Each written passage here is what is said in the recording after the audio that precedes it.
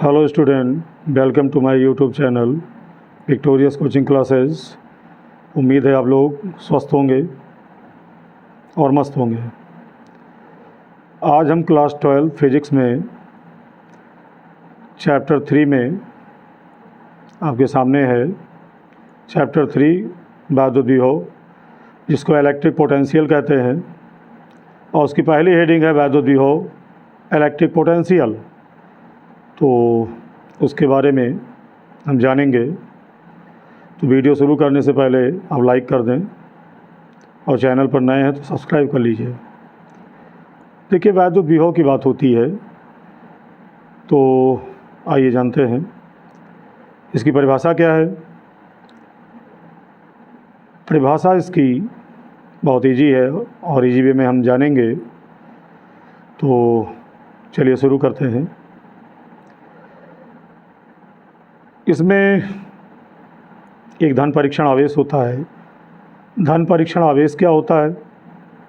Plus Q0, इसको lesson 1 में हम देख चुके हैं। ये एक बहुत ही छोटा आवेश होता है, धन बिंदु आवेश। और वैद्युत विभव की बात की जाती है तो इसको हम वैद्युत क्षेत्र मान लिया। ये वैद्युत क्षेत्र है जिसके भीतर बिंदु A है, और वैद्युत विभव हमेशा किसी बिंदु पर निकाला जाता है। तो बिंदु A पर हम वैद्युत विभव ज्ञात करेंगे। तो इसके लिए मान लेते हैं अनंत पर। अब अनंत क्यों कहते हैं? अनंत पर धन परीक्षण आवेश को हम रखेंगे तो क्वेश्चन ये पुटअप होता है कि अनंत पर ही धन परीक्षण आवेश को क्यों रखा जाता है। तो आपकी जानकारी लिए बता दूं, धन परीक्षण आवेश को अनंत पर इसलिए रखा जाता है क्योंकि अनंत पर वैद्युत विभव शून्य होता है। क्या होता है? शून्य होता है। तो अब इसकी परिभाषा क्या होगी उसको हम जानेंगे। तो अनंत पर रखे किसी धन परीक्षण आवेश को वैद्युत क्षेत्र के भीतर, अनंत पर रखे धन परीक्षण आवेश को वैद्युत क्षेत्र के भीतर, आप बिंदु A देख रहे हैं, तो धन परीक्षण आवेश को बिंदु A पर हम लाएंगे तो जाहिर सी बात है आवेश का विस्थापन हम कर रहे हैं। तो आवेश अनंत से बिंदु A पर आएगा तो विस्थापन होगा, और विस्थापन होगा तो कार्य किया जाएगा। और ये किया गया कार्य, अगर मान लीजिए कार्य को किससे लिखते हैं? W से। तो धन परीक्षण आवेश प्लस Q0 को अनंत से बिंदु A तक लाने में किया गया कार्य W हो तो किया गया कार्य W और उस परीक्षण आवेश Q0 के अनुपात को हम उस बिंदु पर वैद्युत विभव कहते हैं। इसको V से लिखते हैं। किससे लिखते हैं? V से लिखते हैं। फिर से जान लेते हैं। अनंत पर रखे किसी धन परीक्षण आवेश को वैद्युत क्षेत्र के भीतर किसी बिंदु तक लाने में किए गए कार्य तथा उस परीक्षण आवेश Q0 के अनुपात को हम उस बिंदु A पर वैद्युत विभव कहते हैं। इसको V से लिखते हैं। तो उम्मीद करते हैं परिभाषा आपको समझ में आ गई होगी। और अगर वीडियो पसंद आ रहा है तो इसको लाइक करें। फिर देखते हैं कि अनंत पर रखे किसी धन परीक्षण आवेश को वैद्युत क्षेत्र के भीतर किसी बिंदु तक लाने में, तो हम भाई जब लाएंगे तो विस्थापन होगा, विस्थापन होगा तो कार्य होगा। तो ये किया गया कार्य अगर W है तो किया गया कार्य W और उस परीक्षण आवेश Q0 के अनुपात को हम उस बिंदु पर वैद्युत विभव कहते हैं और इसको V से रिप्रेजेंट करते हैं। तो उम्मीद करते हैं आपको समझ में आया होगा। अब उसी क्रम में हम वैद्युत विभव का मात्रक और विमा क्या होगी इसको जानेंगे। तो हेडिंग डाल लेते हैं मात्रक व विमा। तो मात्रक और विमा किसी भी भौतिक राशि की उसके फार्मूले से निकलती है। तो फार्मूला ऊपर देख ही रहे हैं, V बराबर W/Q0। तो हमें निकालना होगा V की विमा। किसकी विमा? V यानी वैद्युत विभव की विमा। तो लिखेंगे V की विमा बराबर V की विमा से पहले हम मात्रक ही निकाल लेते हैं। तो v का मात्रक पहले देखेंगे, तो v का मात्रक बराबर हो जाएगा, भाई v बराबर W/Q0 है, तो v का मात्रक बराबर कार्य का मात्रक बटे आवेश का मात्रक। आवेश कोई हो तो आवेश का मात्रक तो वही होगा, आवेश का मात्रक। ठीक। अब कार्य की भी आप पिछले क्लासेज में देख चुके हैं और मात्रक भी पढ़ चुके हैं। तो कार्य का मात्रक जूल होता है, आवेश का मात्रक कूलाम। तो ये मात्रक आपका बना जूल प्रति कूलाम, जूल प्रति कूलाम। ऐसे हम यानी जूल प्रति कूलाम को हम वोल्ट भी कहते हैं। तो मात्रक क्या हुआ, जूल प्रति कूलाम अथवा वोल्ट, राइट। तो मात्रक हम फार्मूले से निकालते हैं। किससे निकालेंगे, फार्मूले से। आया जूल प्रति कूलाम अथवा वोल्ट, राइट। अब आगे हम बीमा की बात करेंगे, वैद्युत विभव की। तो उम्मीद करते हैं आपको मात्रक निकालना समझ में आया होगा। अब आते हैं बीमा क्या होगी। तो आप जानते हैं V बराबर W/Q0 होता है। तो V यानी वैद्युत विभव की बीमा यानी V की बीमा बराबर हो जाएगा W की बीमा बटे आवेश Q0 की बीमा। तो W क्या है, कार्य है। तो कार्य की बीमा यानी W की बीमा अपॉन आवेश की बीमा, कार्य W की बीमा बटे आवेश की बीमा, ये रखेंगे और उससे प्राप्त करेंगे V की बीमा। तो पिछले क्लासेज में आपने कार्य W की बीमा निकाला है और वो होता है ml² T⁻⁻2 और नीचे आवेश की बीमा AT होती है, AT। आप क्या करेंगे आगे, भाई जब लिखेंगे तो ml² और T⁻⁻2 ये कार्य की बीमा है। तो कार्य की बीमा तो ऊपर है और आवेश की बीमा AT होती है।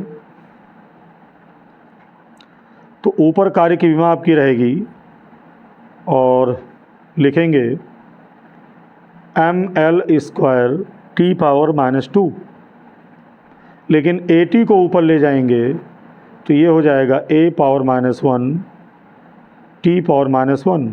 अब इसको एक ब्रैकेट में लाएंगे तो ml² तो वैसे ही लिखा जाएगा, लेकिन T⁻⁻2 है, T⁻⁻1 है, तो गुणा करने पर घातें ऐड होंगी तो T⁻⁻3 होगा। क्या होगा, T⁻⁻3 और A⁻⁻1, राइट। तो ये V की बीमा आपने निकाल लिया। अब उसी क्रम में आगे हम अगली हेडिंग जानेंगे, वैद्युत विभवांतर, जिसको कहते हैं इलेक्ट्रिक पोटेंशियल डिफरेंस। ये पूछा जाता है। तो इसको भी जान लेते हैं। और वैद्युत विभवांतर, देखिए विभव में अंतर को हम विभवांतर कहते हैं, विभव में अंतर को विभवांतर कहते हैं। तो विभव में अंतर हम दो बिंदुओं पर लेंगे और ये दोनों बिंदु भी वैद्युत क्षेत्र के भीतर होंगे। तो मान लिया ये वैद्युत क्षेत्र है और वैद्युत क्षेत्र के भीतर हमने दो बिंदु ले लिया, A और B। कौन सा बिंदु, A और B। और वैद्युत क्षेत्र की तीव्रता को E से लिखते हैं। तो विभव में अंतर हमेशा दो बिंदुओं के बीच निकाला जाता है और ये बिंदु हैं A और B, A और B। और इन दोनों बिंदुओं के विभव में अंतर को निकाल लेंगे, वही विभवांतर होगा। तो मान लिया बिंदु B पर कोई धन परीक्षण आवेश प्लस Q0 स्थित है, कोई धन परीक्षण आवेश प्लस Q0 स्थित है, राइट। अब इस धन परीक्षण आवेश को बिंदु B से उठाकर हम बिंदु A तक लाते हैं यदि, तो भी विस्थापन होगा, और जहाँ विस्थापन होगा वहीं कार्य होगा।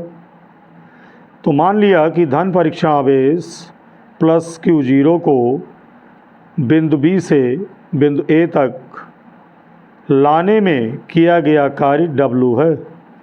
कितना है? W है।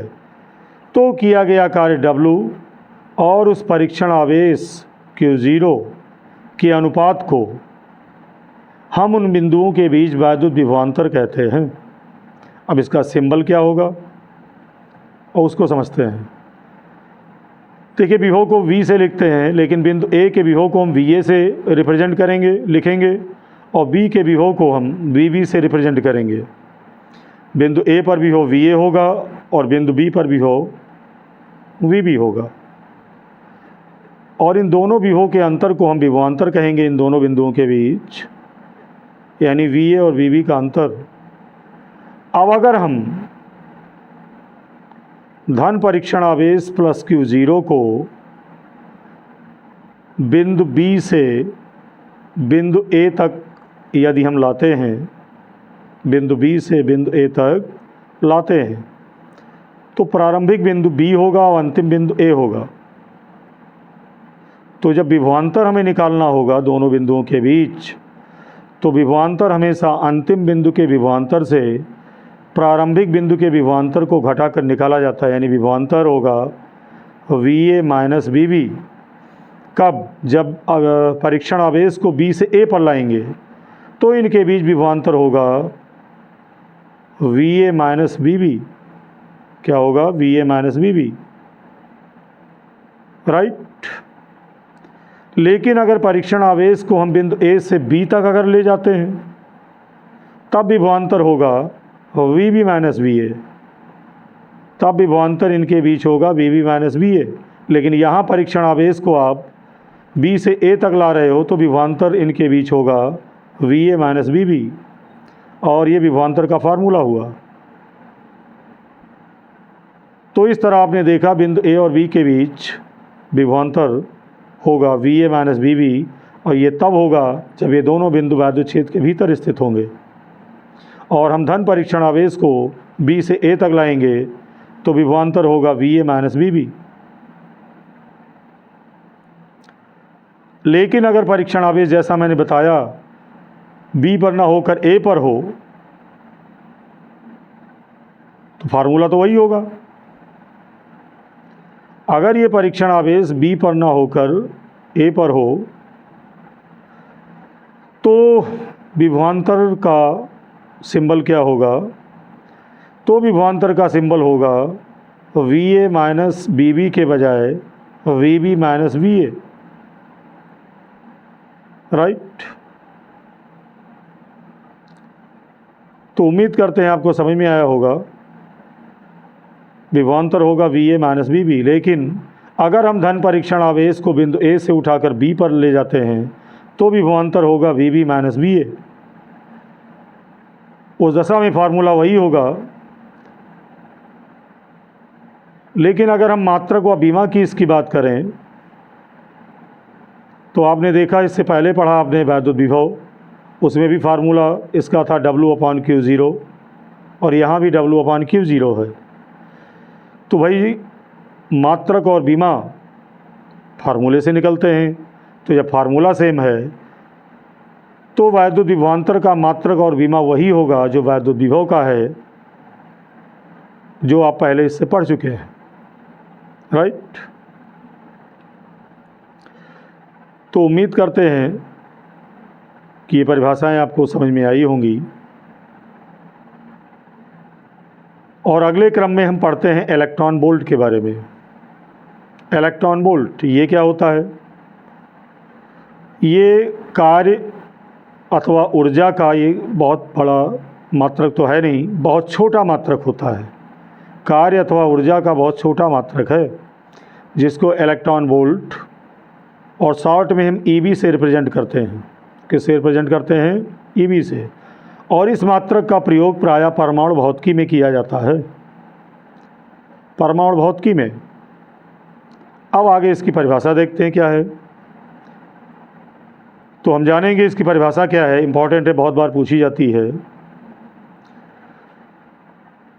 तो परिभाषा हम देखते हैं कि एक इलेक्ट्रॉन वोल्ट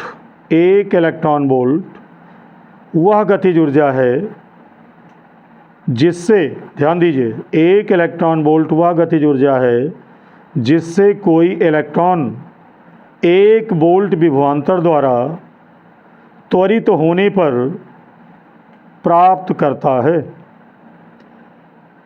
फिर से जान लीजिए, एक इलेक्ट्रॉन वोल्ट वह गतिज ऊर्जा है जिससे कोई इलेक्ट्रॉन 1 वोल्ट विभवांतर द्वारा त्वरित होने पर प्राप्त करता है। और आप जानते हैं इसको ईबी से रिप्रेजेंट करते हैं, संक्षेप में किससे लिखते हैं, ईबी से। अब ये पूछा जाता है अक्सर कि भाई कार्य ऊर्जा का मात्रक जूल भी होता है, तो ये पूछा जाता है कि एक इलेक्ट्रॉन वोल्ट में कितने जूल होते हैं, और ये बहुत बार पूछा गया है, तो उसको जान लेते हैं। एक इलेक्ट्रॉन वोल्ट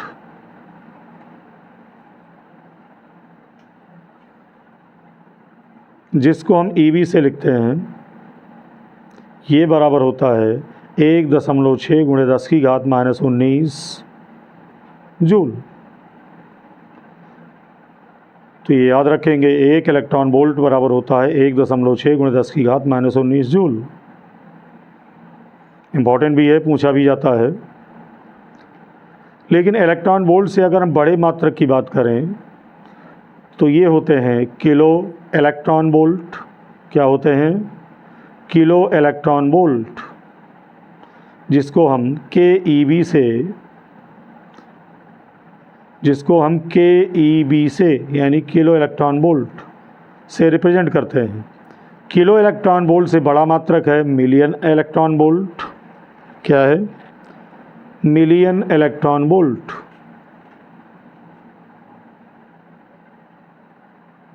और इसका सिंबल है MEB, मिलियन इलेक्ट्रॉन वोल्ट। और थर्ड है, उससे भी बड़ा मात्रक, billion electron volt. Billion electron